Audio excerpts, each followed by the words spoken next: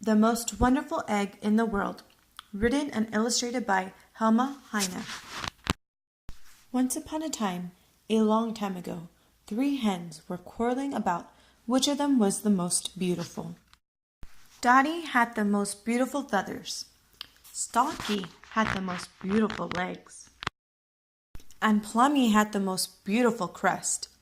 Since they could not settle their quarrel among themselves, they decided to ask the king for his advice. "What you can do is more important than what you look like," said the king. "Whichever one of you lays the most wonderful egg, I will make a princess." He went out into the palace park, followed by all of the hens in the kingdom.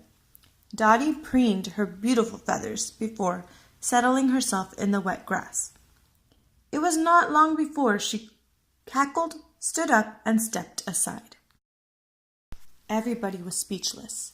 There lay an egg, snow white, spotless, and perfectly shaped, the eggshell shimmering like polished marble.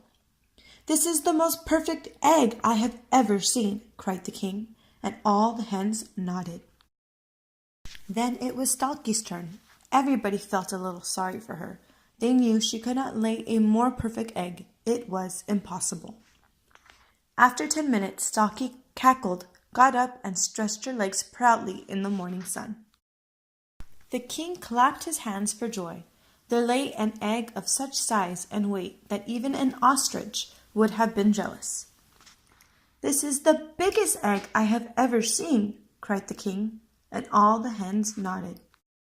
While they were still nodding, Plummy settled herself carefully on the ground. Everybody felt extremely sorry for her. They knew she could not lay a more perfect or bigger egg. It was unthinkable.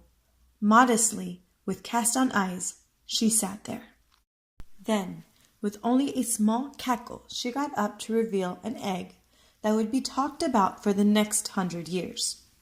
Before them lay a square egg.